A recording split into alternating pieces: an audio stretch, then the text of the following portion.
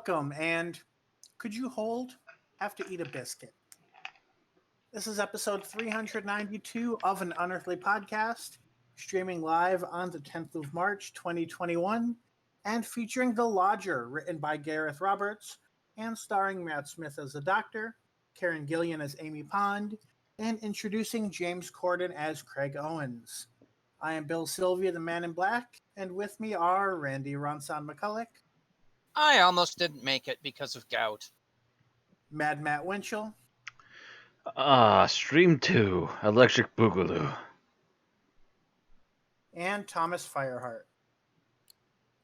Finally, a Doctor Who related character with Owens in the name that is actually kind of likable.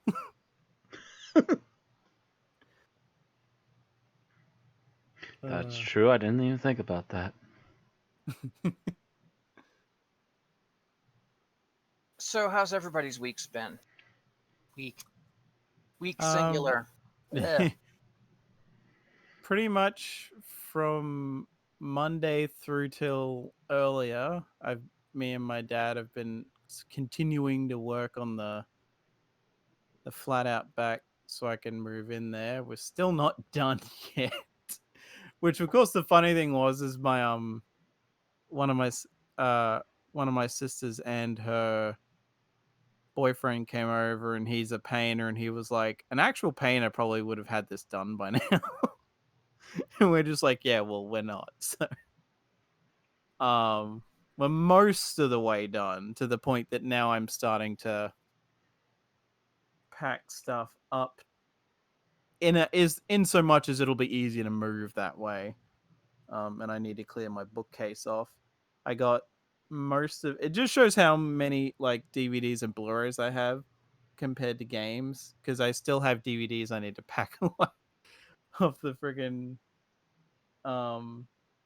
bookshelf, because there's still like a ton of Doctor Who box sets and friggin' anime box sets and cartoon box sets, and still some Blu-rays and DVDs that need to go in there, and other shit and books and whatever. And it's like, fucking hell.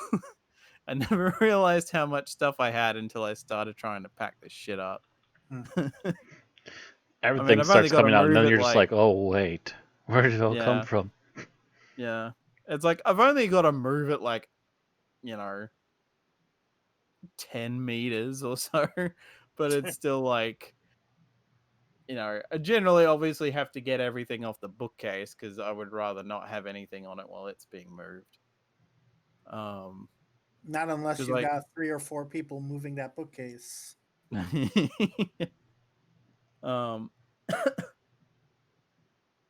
Yeah, it's just like, it's kind of annoying because we're most of the way done, but both A, my dad probably wants a break, and B, my mum absolutely needs a break and needs to get the fuck away from here for a bit.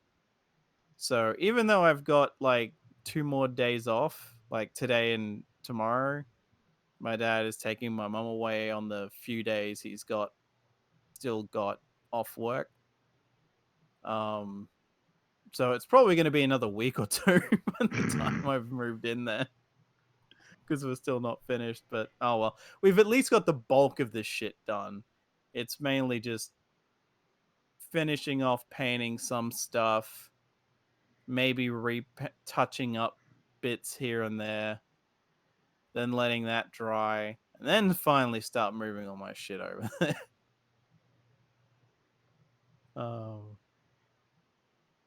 But in the long run, this was probably cheaper than hiring someone to do it, so. Well, I almost managed to reach a bit of Geek Talk this week, but much like the last time I got to this end boss, I got killed again. Oh. So Ziggurat is not yet finished, but I have accomplished the same achievement twice, reaching the end boss only for him to murder the hell out of me. So yeah, when you reach this end boss, by the way, not only do you have to get lucky with the stuff you get in order to even reach him and then survive, but then he starts summoning up monsters and has a attack which sends like fiery bolts out of the sky with no warning as to where they're going to land, and it's a first-person shooter. And he also has another attack where he'll send a whole bunch of homing darts after you, and yeah, that's just a whole lot of joy. But hey, I managed to get to him, and I think I managed to whittle him almost to half health, so I'll have to double check that footage next week when I get there, but the fact that I'm finally made there in only like 8 hours is a testament that I haven't completely lost my skill, I just need my equipment back. I am playing this Ziggurat version of Ziggurat, by the way, on GOG. I previously only ever played it on Steam. So I was able to start fresh and re-unlock everything from the beginning.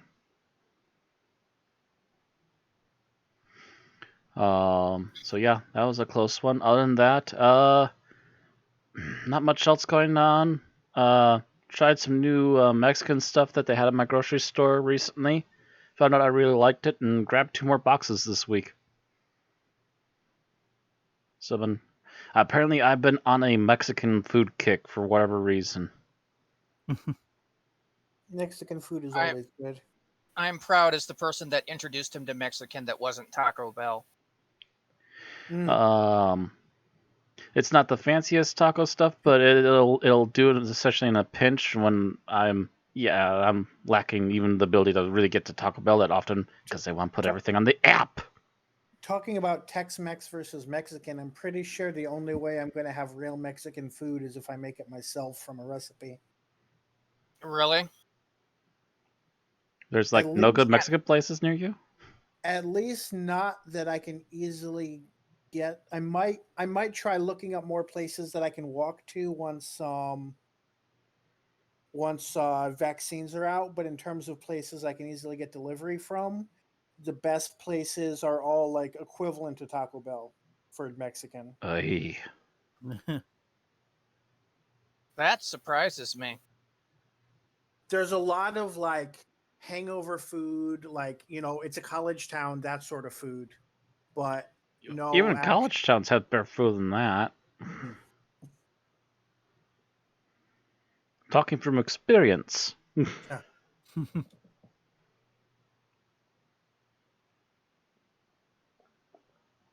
Yeah, the really good Mexican, the best Mexican I ever had was that Mexican place that Randy took me to, and that Randy and Eric took me to, and yes, that was really good.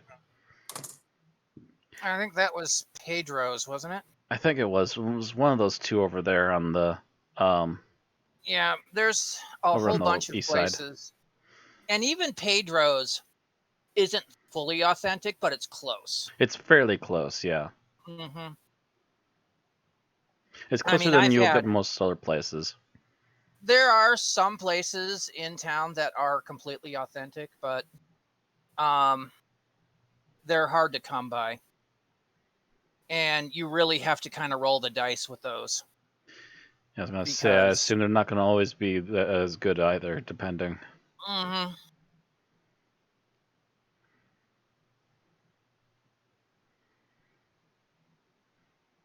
But yeah, that was definitely one of the better Mexican food experiences. And this stuff isn't by no means grade A stuff. It's just basically scratching a burrito itch, more or less.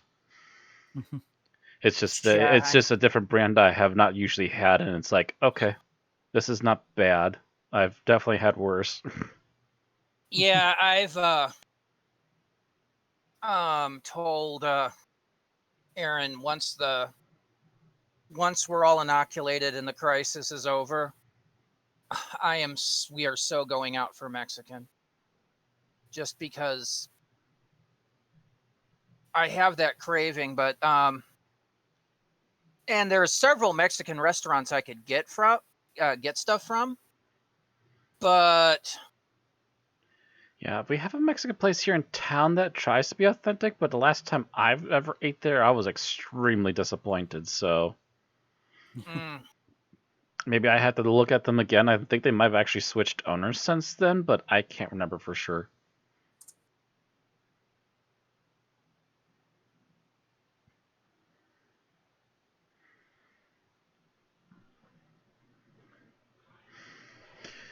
So, by the way, Bill.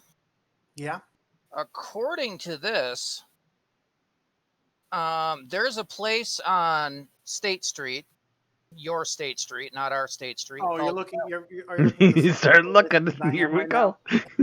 called El Camino, which, Oh, that's not the one I just saw. El Camino. Oh, there we go. I Yeah. see. It says no delivery. Yeah. yeah, it doesn't mean that you can't get it through an app, though. Some Oh, apps it's will still definitely get not up on- at places for you. I feel like I've seen that name before, so if I may have looked at their menu on DoorDash, but Mm, if it is there,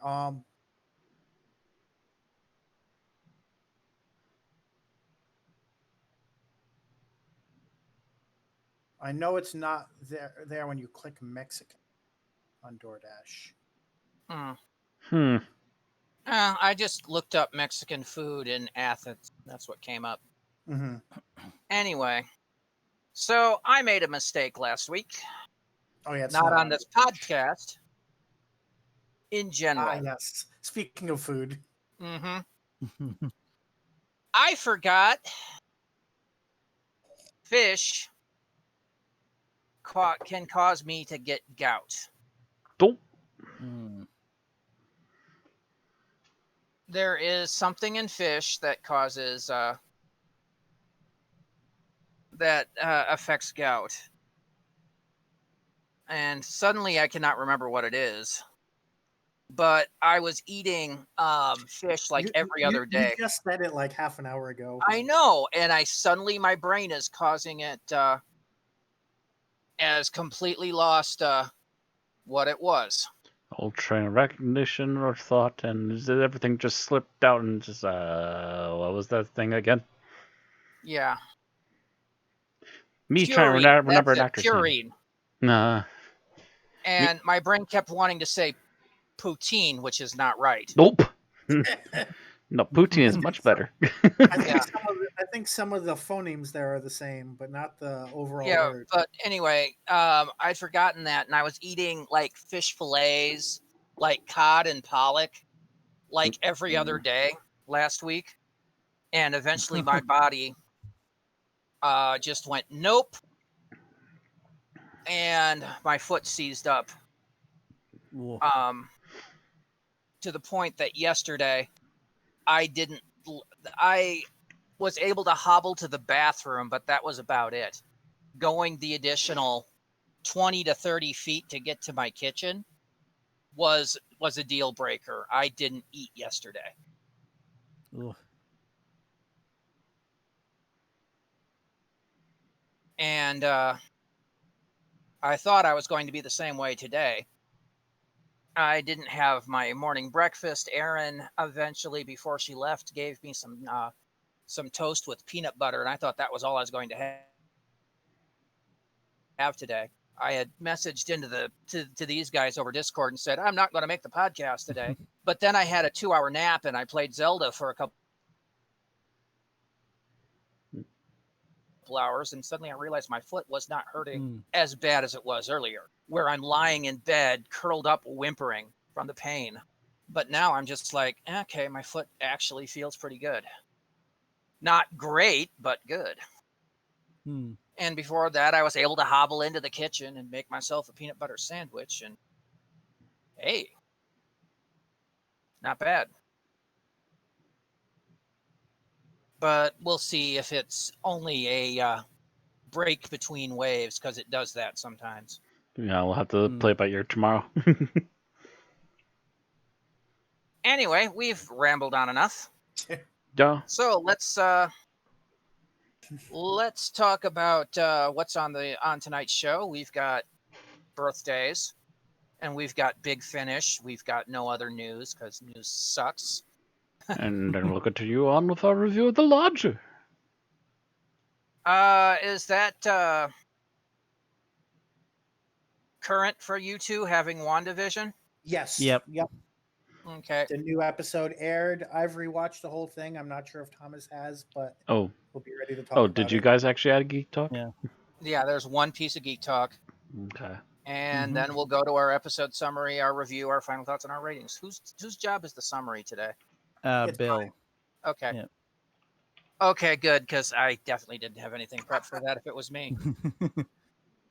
All right, so starting with birthdays, March 5th was the birthday of Matt Lucas, who played Nardole, of course, during the Eighth Doctor era. He turned The what? 47. Eighth, not eighth, 12th. I'm sorry, my brain is just coming back online after basically having the physical equivalent of the Cruciatus curse on me all day. Sorry, I was 2015 to 2017 and my brain just went sideways. So, yeah. 12th Doctor era. I've forgotten 4 doctors. They're gone. I don't know where they are. One of them is the one we're reviewing today, so that could be tricky. He turned 47.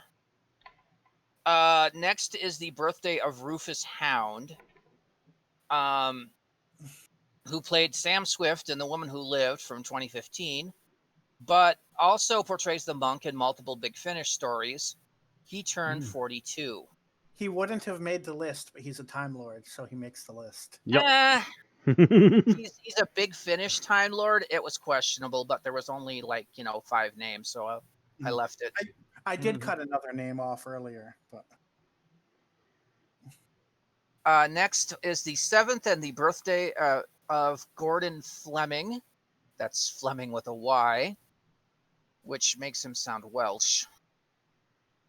Director of the Cushing movies back in the 60s. He would have turned 87, but he died in 1995 at the age of 61. Also, the same day is the birthday of Brian Hales, a writer from 65 to 74. He created the Celestial Toymaker and also the Ice Warrior, so we won't hold the former against him. He would have turned 91, but he died in 1978 at the age of 48. And finally, and this is another questionable one, Yi-Ji So, who played Chang Li in the 96 Doctor Who movie, but also has done various Big Finish roles. The reason he's questionable is he was a kind of a one-off companion. He turned 46. So happy birthday, Matt, Rufus, Gordon, Brian, and Yi-Ji. So that takes us down to news, which only is Big Finish. New releases this week. Stranded 2 with Paul McGann and Nicola Walker as Livchenka. And The End of the Beginning, Part 1, with Peter Davidson, Colin Baker, Sylvester McCoy, and Paul McGann all reprising their roles as the Doctor, plus various companions. They building up to something again? this might be how they're ending the monthly range. I kind of forget the details of that, but I know it's a multi-part story, but I don't know the full details. All right. And then free this week is a rare 2-parter, or a 2-for-1, I should say. We've got The Word Lord by Stephen Hall, which is a Sylvester McCoy and Sophie Aldred, and An Eye for Murder, which is a Colin Baker and Nicola Bryant one, both of which are free this week for download. And that's it for the news. So let's go to Geek Talk, and these two can talk about WandaVision. Don't tell me too much or I will kill you both. I do want to talk about a structural issue, but I think it's one that actually it's better to go in knowing this than not to. And it's probably the one real complaint I have about this, like kind of complaint, more ugly than bad. And it's kind of that the bad guy was COVID all along, because they were wrapping up filming as quarantine started, and some of the visual effects did not get done, which caused a subplot that they were building up to kind of be dropped. And when I first watched it, I thought that all of the hints for that subplot were just trolling, because there was some trolling going on because Marvel wanted to keep people talking. But this was not actually trolling. This was they never finished the effects for certain scenes and had to cut seemingly about, I don't know if they cut the amount of episodes by one. I don't know if they cut a whole episode's worth of content or not. But some of what they were building up to did not get finished, and they had to alter the final product as a result. That said, then moves on to that said, that moves on to the positive, which is that it's pretty much a great show. You're not going to get all of the Easter eggs in it unless you've watched every sitcom in the past 50 years and read every comic that had anything to do with Wanda or Vision in it. They draw from at least 4 comic arcs that I know of for these 9 episodes, and that's that I know of. There might be more, as well as at least half a dozen sitcoms. It's very funny. A lot of clever stuff, and also they bring back some minor characters from other movies and make people they actually became a meme for a day because they were so likable in this. So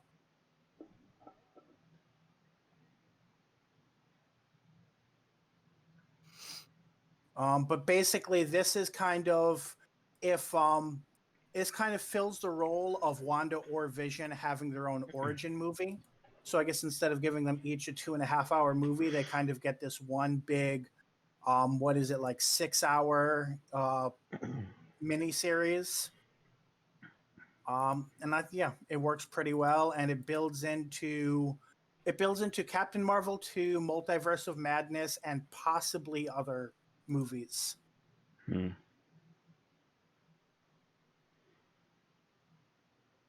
Anything to add, Thomas? I guess, and I feel like we might have brought this up when Bill first talked about it, but I know that I've discussed it with Bill otherwise in private. That we've been talking after the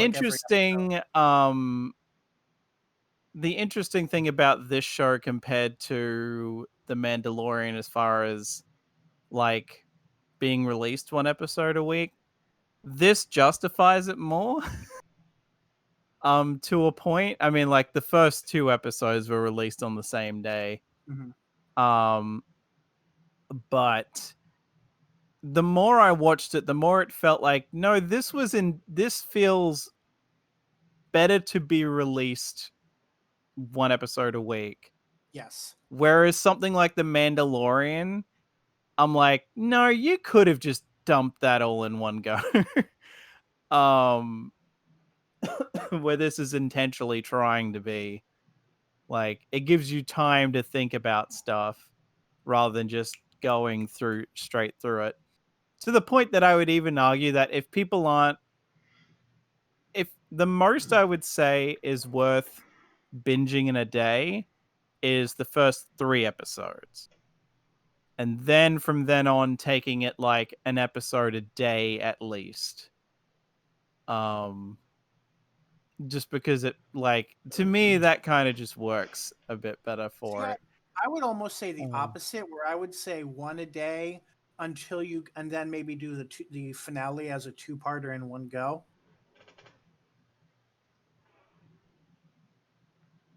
I guess that could work. But yeah, like, I'm not the best person to recommend this anyway, because I've yet to dislike anything the MCU has put out. It's not that I like absolutely love all of it and think it's all flawless or some bullshit like that. It's just I have yet to see something where in the MCU where my reaction wasn't at least, oh, that was okay, or oh, that was all right, or something like that. Like, I'll at least enjoy it in the moment. And I mean, like, I've done marathons of rewatching them all over a couple of days or whatever, and have gone, maybe my like opinion of it'll lessen, but this I fucking loved front to back. And while there were bits where I'm like, okay, yeah, this could have been handled differently and all that, some of it is gonna be your own baggage, because that is the one detriment to it being released there one episode a week is that it gave people time to speculate what could happen and get in their head, oh, I know what this is drawing on, so this is exactly where it's going to go. And then it didn't go that way, and then they were wrap their pissed. ego in their speculation. Oh, yes. And, which would have That's been true of any hilarious show. for something. And I will say, one of my biggest fears when this came out, I mean, when they kind of announced this, they were literally, it was literally Elizabeth Olsen holding a copy of House of M, talking about how much they're going to do more with Wanda's character. And my biggest fear was that it was going to go the same way and have some of the squickier bits of House of M in terms of character portrayal. So I was definitely very happy that they combined multiple stories and took liberties. Well, That that's said, Go ahead, finish. that said, I do. If anyone from Marvel is listening, I do hope they take that content that they never finished the effects for, finish the effects and release it either on Disney Plus or as some more other feature. Please don't make me buy a DVD just to get 30 minutes of WandaVision. Well, But- I feel like they would release it on Disney Plus just because there'd be, well, here's an extra reason to get it, is that you can also watch my biggest fear is that it'll be a special feature on the Doctor Strange 2 DVD, and I would hate that. Yeah, that would be partially because shit. I have obsessive compulsive tendencies, and if they did that, I would have to buy every Marvel DVD or Blu-ray, and I can't afford to do that. I feel like the most of that they kind of do, at least as of yet, I mean, that could change, is usually that they'll throw some of those Marvel shorts on specific DVDs. But yeah, that would be annoying if they did it like that.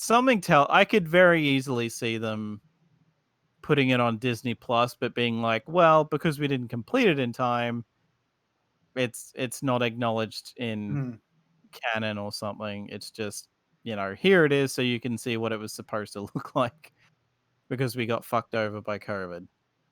But yeah, the main thing that I wanted going into this, I got out of it, was just that we got more characterization from Vision and Wanda, which we had not had much of. And that was like the one thing that got me hyped for that has me more hyped for the Marvel shows than any of the Star Wars stuff, is that primarily it's characters who didn't have much to do in the movies getting the spotlight for the Marvel shows. Like Loki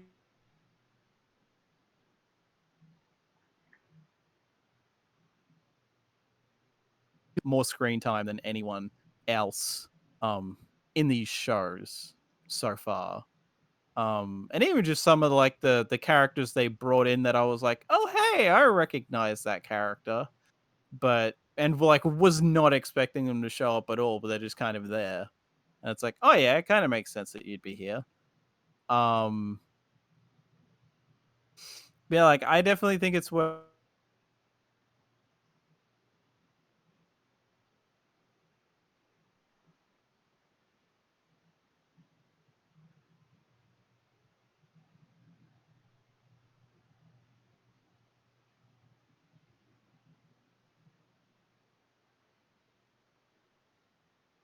Begging your pardon, technical difficulties. We'll be right back with them in a moment. I noticed Discord was being a little laggy. issues I have with this are probably not Marvel's fault. It's more, yeah, I'm coming into this with my own baggage, with my own set of expectations and blah. Especially given the fact that the one of the subplots with the most speculation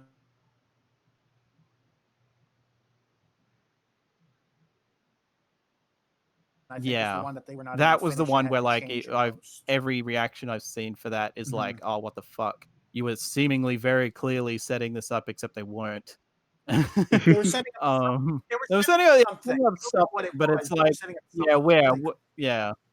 So it's just kind of like, I mean, maybe it'll be like, I mean, there's dangling threads that'll be picked up later. I'm also just glad the main premise is resolved within this. If this had ended and been like, stay tuned for the thrilling conclusion in Doctor Strange 2 or whatever, that would have pissed me off.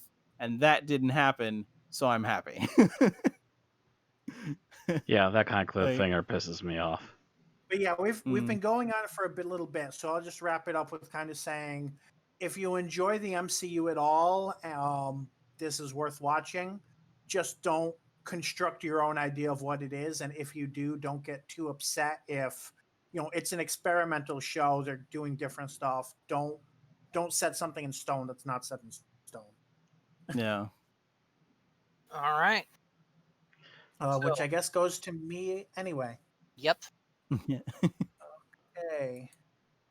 Stopwatch ready? Just a moment. Yeah, we had a technical hiccup for a minute. I'm just making sure everything's stabilized again. Looks like it. All right. We just had like a half minute or less hang up, and it's like, oh, okay, it recovered fast. We're fine now.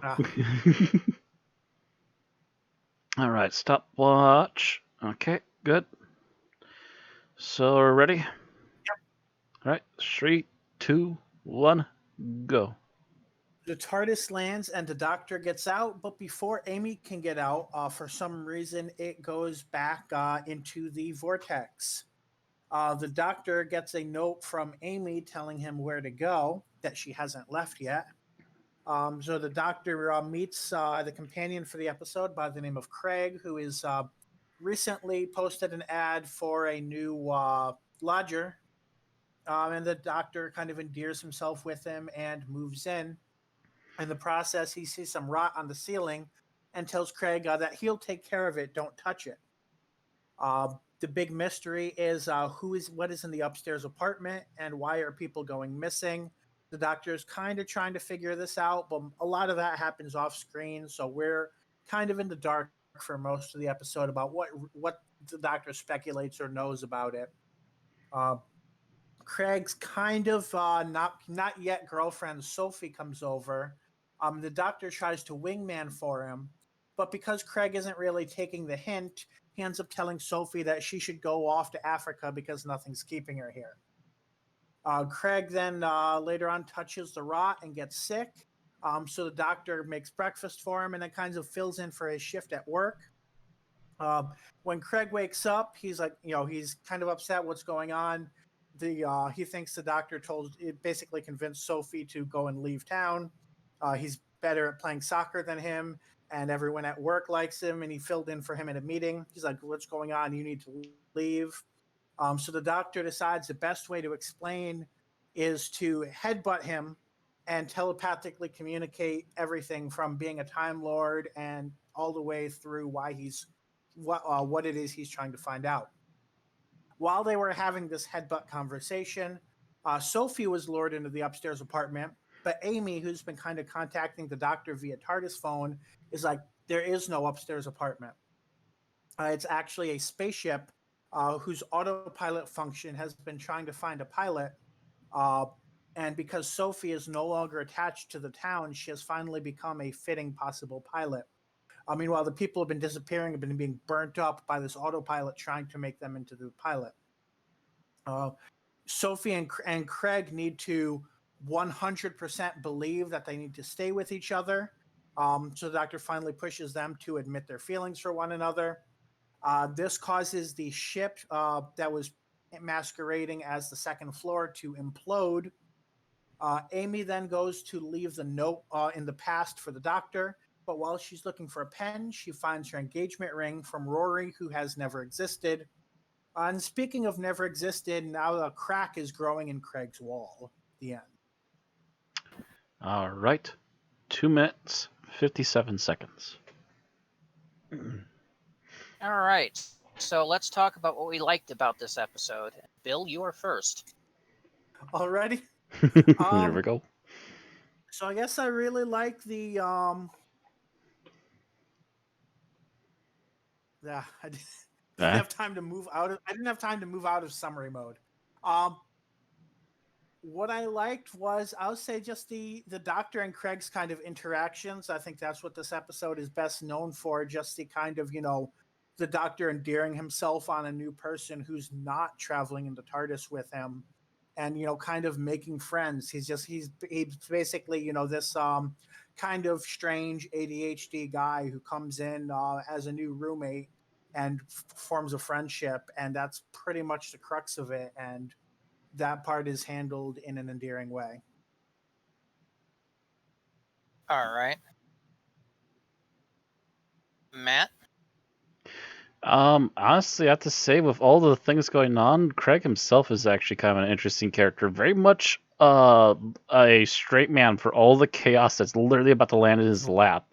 Everything from the weird goings on in his attic to the Doctor suddenly showing up to his everyday stresses of trying to decide, trying to talk to the girl he's falling in love with, to trying to deal with work, etc. It's just he's just such a good straight man for to be the foil of everything that's about to happen around him, and that's actually some pretty decent writing to set up a character like that,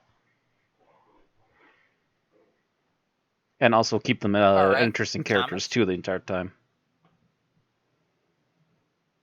All right. Thomas?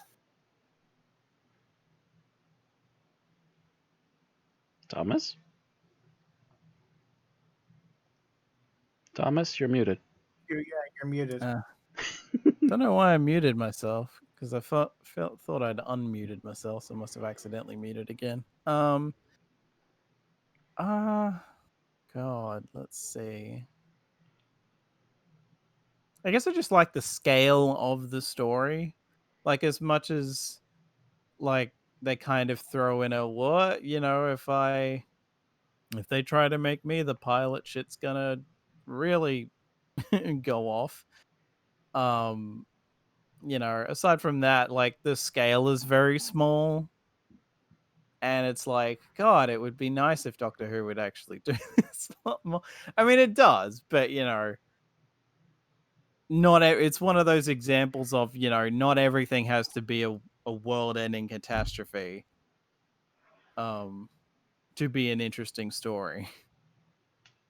At least not the entire time. Yeah. All right. So what I liked, I guess, would be the will they or won't they between Craig and Sophie. Because it is kind of that generally clueless, stuck in the friend zone relationship. And it takes the Doctor to kind of nudge them beyond that. But, it's something I can seriously empathize with, especially when it came out. I'm not even sure I'd call it a will they won't they so much as they both clearly like each other, but they're both too socially awkward to come out and say it or to know how to navigate saying that. Well, and I yeah, think that's I guess extremely relatable for a huge portion of the audience. Yeah. Yeah. I think like the will they won't they is more will one of them actually fess up. Yeah. Oh, shut up and kiss each other. It's like that they're in that position where they're basically dating and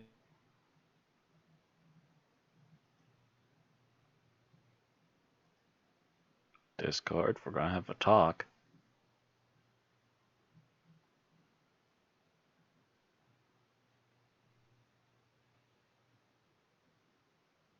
anyway, but they Big haven't bad realized All right, it so yet. let's talk about what you didn't assuming that like. the big bad is not awkwardness, but the whole autopilot / ship thing. I always forget what the plot of this episode is, and even after like 10 minutes after I watched it, it was like I had amnesia. I was like, so what was the little girl? I had to look it up on TARDIS to actually get my facts straight because I was like, there's nobody actually there talking to them, like trying to fight them once they're in that room. And I feel like just some more personality would really bring this episode to the next level. Yeah, this was kind of the beginning of Moffat's non-climax It's something that happens under Moffat a lot. And I mean, Probably it's another one of his fetishes. well, no, it's not his writing, but it's something that he, as the editor, should probably have talked to the writers about. It really hits its stride in Power of Three, Mm. where the bad guy is just something that he can just turn off with the flick of a switch. That would explain it. Sorry, I just found out why I've been having some Discord issues. Apparently, my antivirus just popped up and said, "We're done scanning." You're scanned now? Anyway, That's why I restarted 2 hours before the stream. it would have gone off anyways. If it's too early, it has some sort of internal clock, I assume. Have to look into that.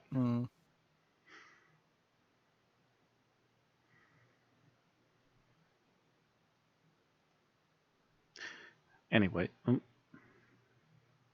seriously, Discord? Sent it one at of 4 in the Davies morning or would do. something. But it does remind me of one of Davies' fetishes, and that's technology left unrestrained tends to go homicidal. We saw it with no, that was Moffat. I think that might be one of Moffat's No, fetishes. that is Moffat. Yeah, that was Yeah, the Moffat Madame writing Commodore. during Davies. Yeah. So I wonder how much input Moffat actually had on this. But anyway, Matt, it's your turn on what you It didn't is like. adapted from a novel, but I don't know if anyone here's read the novel. Nope. What I disliked? Yes. I guess the one thing that kind of borderline was causing me a little bit issues is that I know the 11th Doctor wasn't intending to overstep, but there's a couple times where it felt like he was really overstepping, and might have almost became an issue. But he was obviously just trying to help. When you look at the whole picture, but at the in the moment, I can understand why certain characters were getting frustrated with him. Well, yeah, it's supposed to be funny, but yeah, that's what allows it to happen. Is that this is obviously supposed to be a mostly funny episode, but it's just like, ooh.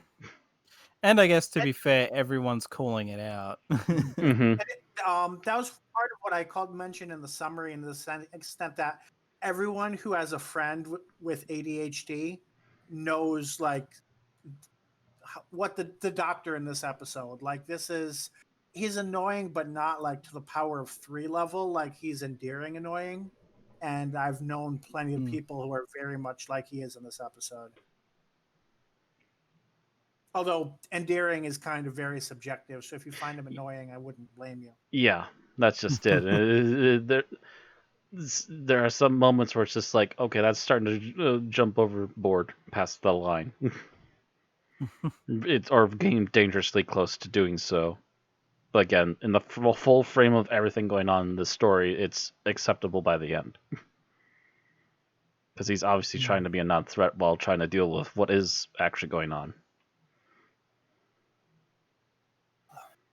Because now I'm imagining what a version of this would look like for Tom Baker's Doctor. It'd still be very like, God, you're weird, but not It'd as be much still very much you're ADHD weird, but stuff. he'd be a little less. He'd be maybe a little more sociable to some degree. Just a but smidge. I feel like also he would care less about being rude, because there's a few times where he was like, oh, he actually he's like, I actually do realize that I should probably be quiet in this situation. And then Tom Baker would have been like, howdy ho.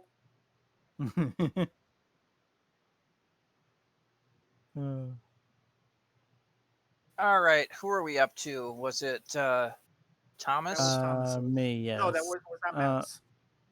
Yeah.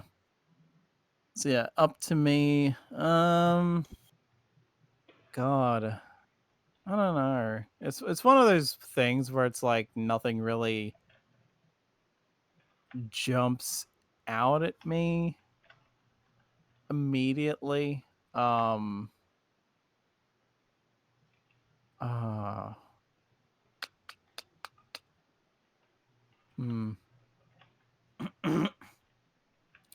Yeah, like I can't really think of anything, so I'll just pass. Okay. So I'm going to expound a bit on Bill's. We really don't get enough of a story on where the time, whatever it is, Mm-hmm. came Mm. from. Mhm. At one point, he says it's somebody trying to create a TARDIS. At some point, he said that it's landed and it's trying to take off again, but without a pilot. We kind of get mixed stories on its origin. So, and that bothers me because we don't really know what its purpose was. Mm. Was it there as part of an invasion? Was it somebody's experiment? Mm. We don't know, and you would think that would make a difference on how it was handled. Yeah. Yeah. You would also think the Doctor himself would be more interested in who actually made this thing, Mm-hmm. Mm. because he's always concerned about people nosing into things they shouldn't be into. Mm. Considering this thing was causing little micro time loops, that's got to be, Right. Yeah. Mm-hmm. And he mentioned it ran the risk of sending Amy careening uncontrolled into the void. That's kind of something that you want to keep a lid on. Right. Yeah. I mean, yeah, his interest is more this is messing with the TARDIS, so I've got to fix it, rather than, oh, this could actually fuck shit up if something goes wrong. Yeah, it just seems to be that whatever it is understated, and yet it's immensely powerful. Yeah, it's just not handled well. Okay, favorite scene, Bill. My favorite scene. So this is definitely the least realistic scene in the entire thing, and I'm including the alien ship as part of the entire thing, and that Now, is the this is call your center. favorite. Yes, that's what I'm saying. It's the least realistic scene, but it is pure wish fulfillment. Um, because everyone who has ever worked in a call center would love the opportunity to say, "Hold on, I need to eat a cookie," or "You're a rude jagoff. I'm going to end this call. We don't need your business anymore." And the doctor does both of those things in the span of a minute, and it is glorious. This was obviously written by somebody who used to work at a call center. Right.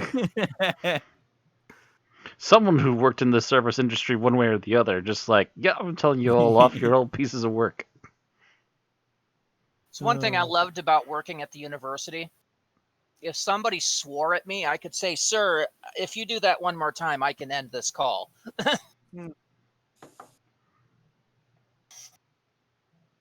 And usually it would immediately be followed by another swear word, in which case it's like, "Thank you," click. Yeah. We did when I was in a call center, they did eventually put in a rule that if someone kept swearing, they could give them like 3 strikes or something like that. But I think only certain people had that privilege. Yeah. So just Nope, but pass I off all the enjoyed that. cussers to them then. All right, Matt, your favorite scene. My favorite scene.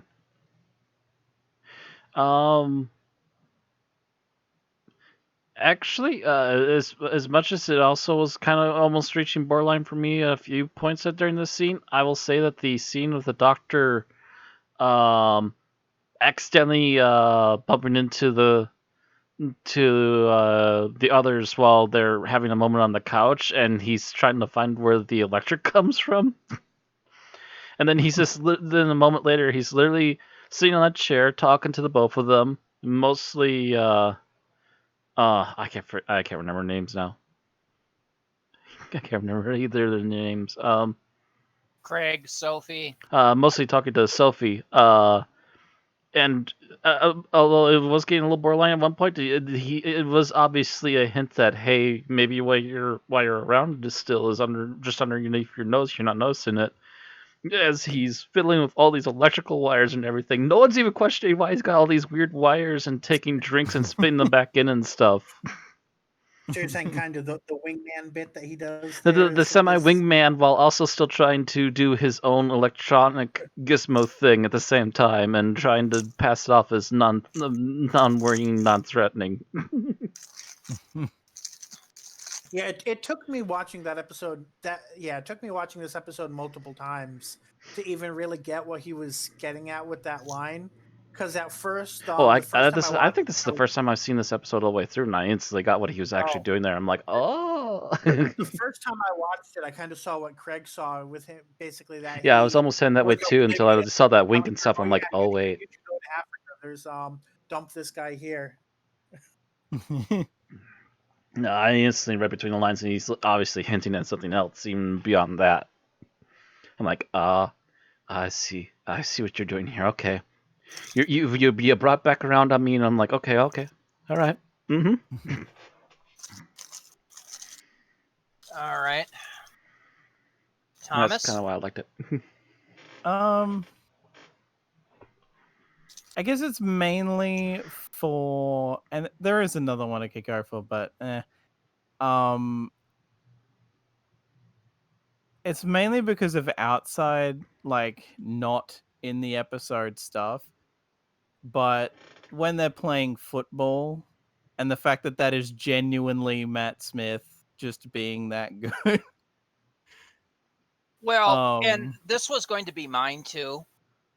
Matt Smith has a body that looks like it can play football. He has that, that tall, skinny, athletic, but athletic wiry. Mm-hmm. Yeah. The athletically toned, but not overbuilt. Yeah. And by the looks of it, it sounds like he probably would have tried to make a career out of it, but he got like some sort of a back injury and leaned more into acting after that. That seems to be the one thing that always keeps them from keeping going forward with sports, is always some sort of injury when they're a little bit younger, and it's like, nope, that just ruined everything. Meanwhile, James Corden doesn't really have a footballer's body unless it's a goalie. Big boy. Yeah, he's big and, pot-bellied, so he's not going to be that fast. And as somebody who used to play soccer and was the chunky boy on the team, I can tell you, your stamina winds down really quick. There's a reason I always played goalie when I was a kid. I was frequently goalie too, and actually they were happy with that frequently. They nicknamed me the Wall. Yeah, good eye coordination and the fact that I'm a lot of space to get around. Because I was in a youth indoor league. I think it was either between my 8th and 9th grade year or my 9th and 10th grade year. And I spent that entire summer with yellow and purple shins. And this was after I had shin guards on. Because one of the guys that we played frequently had somebody on their team I called Concrete Foot. Because he would frequently go to kick the ball, miss the ball, and hit me in the shins. Oh, you couldn't feel the pain after the first couple of weeks, but... I guess they didn't have shin guards, huh? No, I had shin guards. He had shin guards. Okay. I had shin guards. This went through the shin guards. That's how hard this guy kicked. Oh. Hope you went on to be a professional kickboxer. I have no idea. I have no idea. But I think that entire summer, I only let one goal through. I think the closest to something like that I had was that when I played soccer once for one season of it, it was mixed, and one of the girls on the team had a reputation for kicking the shit out of people. So eventually, like, her name was Camille, and she ended up getting nicknamed Camel because she just kicked the shit out of everyone. And she was notorious for getting sent off a lot.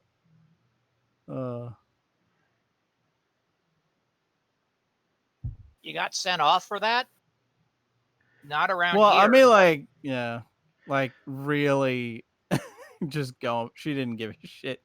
I never got any nicknames or anything like that. I was just Winchell because there's like 6 other Matts.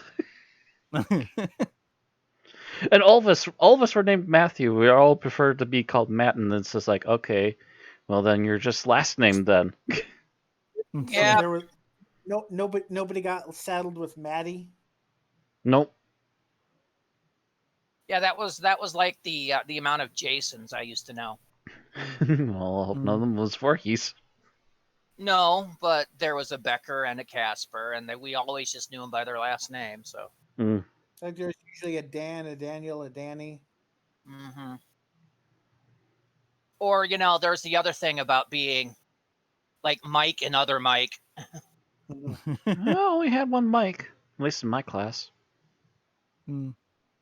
Mikey was Anyway. Mikey. Anyway, so least favorite scene.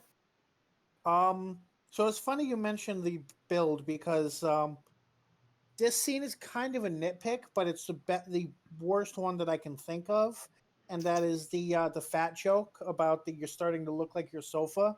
I kind of like groaned in annoyance at that one, and I don't think there was really a bad scene to really say was worse than that. But yeah, that line didn't need to be there. It didn't need to be, but they still made it an okay scene. He kind of had a chuckle at it too. He was wearing an outfit that blended in with the sofa. And I think that's a good part of why it's just a nitpick, but I don't have one that I really hated. Yeah. Also, it's like kind of, in a way, sort of surprisingly the only fat joke in the entire episode, I think. That too. And it's like, at least they didn't constantly stick to that. Right. Then that would have been grown worthy and tiring for sure. Oh, definitely. That would have been a dragging the episode down point. And some people just have builds like that.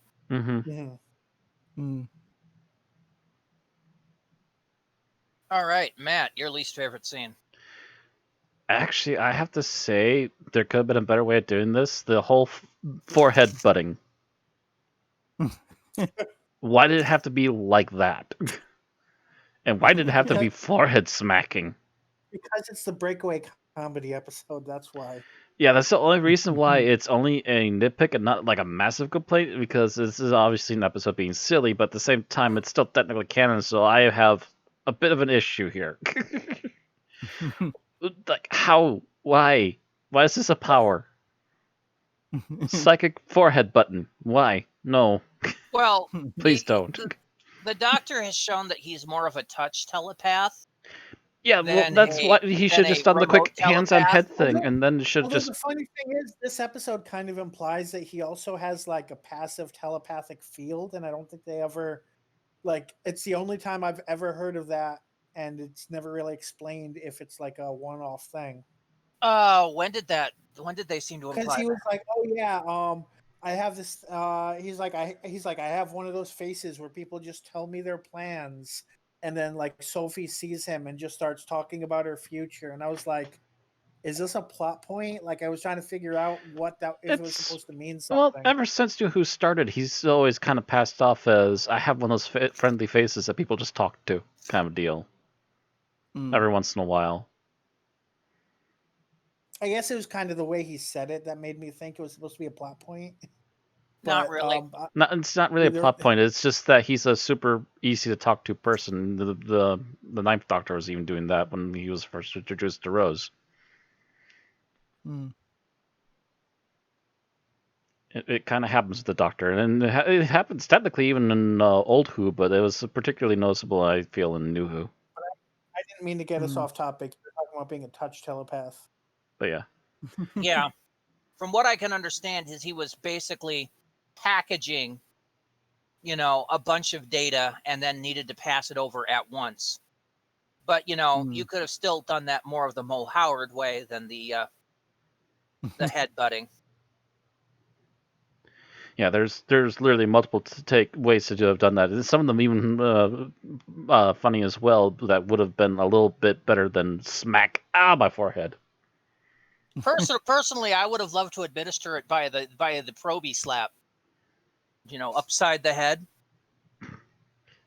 Yeah, nothing else. Just like put his hand to his forehead for a minute, think, and then smack. At least that would have been okay. That's weird, but that's at least passable. Because he has more than once put his hands on somebody's head and done psychic stuff to them before. So. In the Moffat penned episodes as well. Mm-hmm. Well, I think how far back does him doing stuff to people's head and getting a psychic connection have been going on? Because I'm pretty sure Classic Who's done it. Yeah, Classic Who's definitely done it, but I forget I know he could early. communicate with other Time Lords. And he can technically communicate with other Time Lords if he focuses long enough, anyways, from a long distance. But I'm less sure about humans and the like. The Seventh Doctor at least could do the Jedi mind trick. Remember him convincing the people in Battlefield they needed to leave? Mm-hmm. That's kind of hypnosis, I would think. At least that's how I interpreted it anyway. Yeah. Kind of, sort of.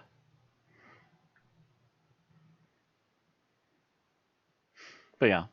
There's just better ways that could have been done. But that's my nitpick. Onward. All right. Thomas? No, it's Thomas? Yeah.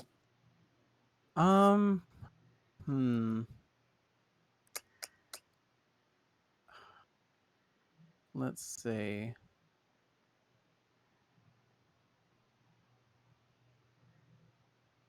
God.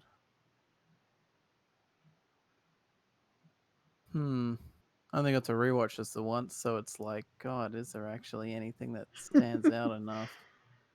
God.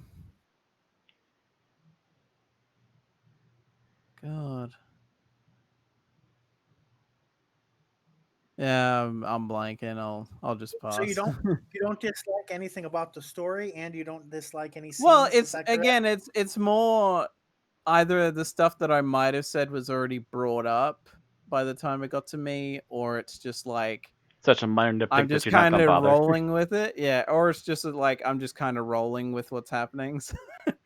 So like I only really had the one rewatch, and I think I'd only seen this episode like once before. Like I said, I think this is my first time all the way through it. Yeah, I really don't have any particularly bad scenes. Yeah. Speaking of which, if he's passing, it's your turn, Randy. Yeah, like I said, I don't think I have any particularly bad scenes. I hear you said that after Randy passes, basically, it sounds like. Which I guess that means it's time for final thoughts. Yep. So, as I kind of alluded to earlier, a lot of the time I forget the plot of this episode because really the story is about Craig and Sophie. And if you're not paying attention to that as the main plot, it's easy to kind of, lose track because you're kind of waiting to figure out what's going on with the upstairs. And by the time you figure it out, it's the climax. But the actual I don't know if kind of rom-com plot going on is it's enjoyable. It's not, I think, what people usually expect when they turn on a Doctor Who episode, so I could see it being kind of off-putting, and I think that's what contributes to it being relatively forgotten at times, I think, other than people who really like the character. But going into this as a single episode, without it, kind of, especially if you know what to expect, it's pretty good. All right, Matt. Constantly having to repeat their names in my head so I could get to this point right off the bat.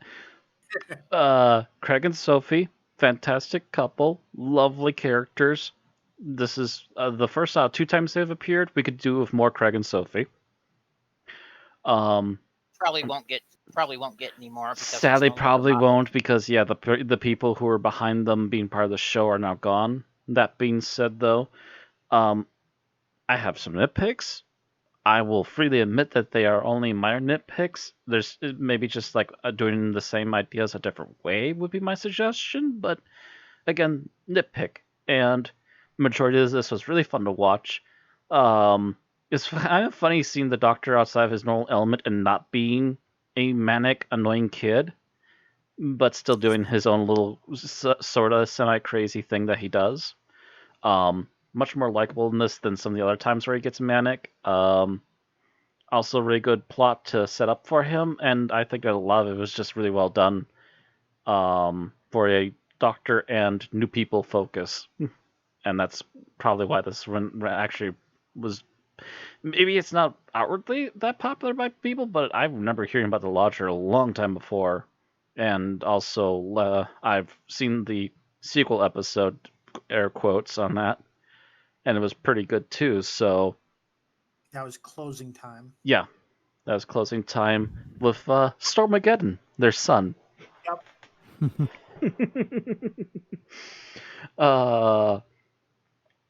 That's a name you don't soon forget. Yeah, I kind of forgot that wasn't in this episode, and I was like, "Oh yeah, the kid's not here. That's the next one." Because they're just barely a couple at this point. Right. Yeah. That all being said, it's very much a tongue-in-cheek episode. It's generally pretty fun for the most part. Like I said, there's a few points where the Doctor gets close to that line, but thankfully in this episode, at the very least, they never ever cross that line. And if they do start to cross that line, they find a way to rebound it back. So it's just like, oh, you almost did it. Okay.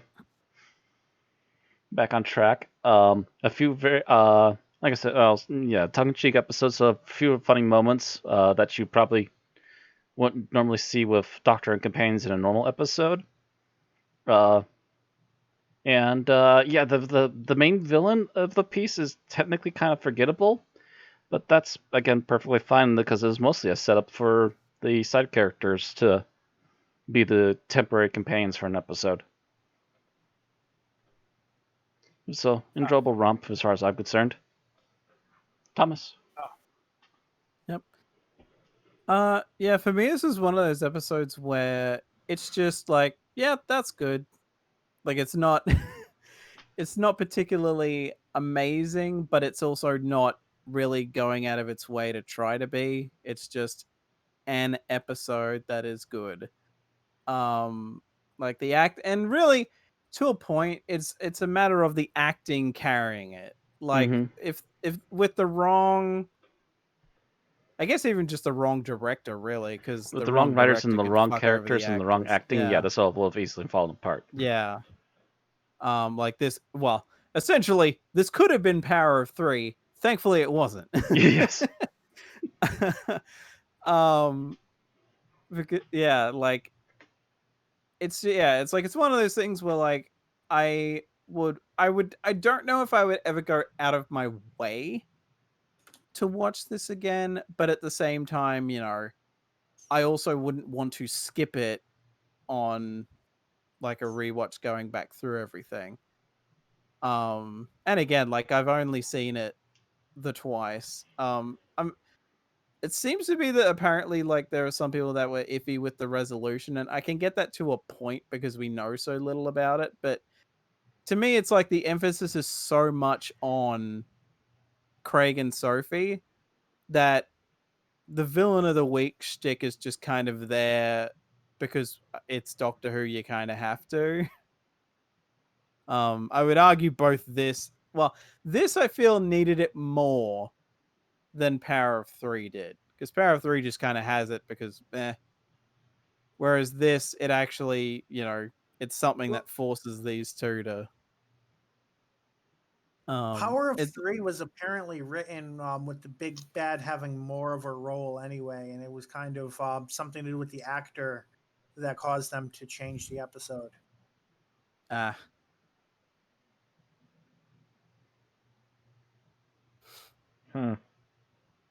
Are you done? Yeah. Generally, it's a good episode, nothing amazing, but also nothing terrible. Like the most I would ever have if I could think of anything would basically just be nitpicky. All right. So, like they said, it's a good episode, largely character driven, and the character stuff is written well. The other half or third, quarter, whatever, of the equation, however, needed to have a little more thought put into it to make it a perfect episode. So it's going to fall short there. Other than that, the acting's fine, special effects are fine. Everything's fine but that one lacking element. We're all fine here. How are you? So let's rate this. Bill, you So- go first. This feels really high for such a simple episode, but I guess I'll give it is 4.0. All right. Matt. I'm actually pretty much in the same spot, 4.0. At the very least, yeah. Thomas. Well, this is funny because I've basically been sitting on 4.0 this whole time. That hasn't changed, so 4.0. We are unanimous. Oh, Because that's what I was thinking going into this. And nothing said thus far has changed what I've thought. Hmm. I was wondering at one point if I could give it up to a 4.5, but I can't. I could almost see a 4.5 maybe, but yeah, I felt, 4.0 is high enough and safe enough, yeah. Hmm. So we are all correct because it is a 4.0. It And is that a will unanimous put it at- decision. At number 184 out of 380 things reviewed. It is on par with a lot of things, actually. 4.0 is one of our big numbers. Planet of Evil, Frontios, Carnival of Monsters, The Censorites, The Aztecs, A Good Man Goes to War, Attack of the Cybermen, Runaway Bride, Vengeance on Varos, Heaven Sent, Terminus, The Invisible Enemy. Haven't heard of Jesus. that episode yet. Castrovalva, Light at the End, Planet of the Spiders, Rose, and Spyfall. It is better than Knock Knock, The Deadly Assassin, Brain of Morbius, Colony in Space, Warrior's Gate, Into the Dalek, and Kerblam, and is not as good as Oxygen, The Daemons, The Pilot, The Space Museum, Can You Hear Me, It Takes You Away, Closing Time, and The Fires of Pompeii. So there the we go. sequel improved on it just a bit. Just slightly. 184 out of 380. That is all we have to say about The Lodger.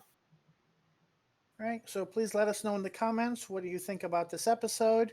Don't forget to like or dislike the video if you feel that either of those ways.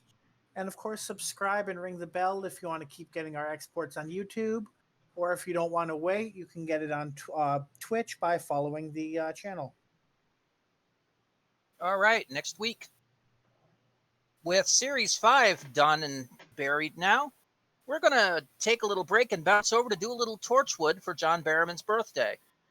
It's Torchwood, They Keep Killing Susie, written by Paul Tomlin and Dan McCulloch, and starring John Barrowman as Captain Jack Harkness, Eve Miles as Gwen Cooper, Bern Gorman as Owen Harper, Naoko Mori as Toshiko Sato, Gareth David Lloyd as Ianto Jones, and featuring Indira Varma as Susie Costello. I'll see you next week. Good night.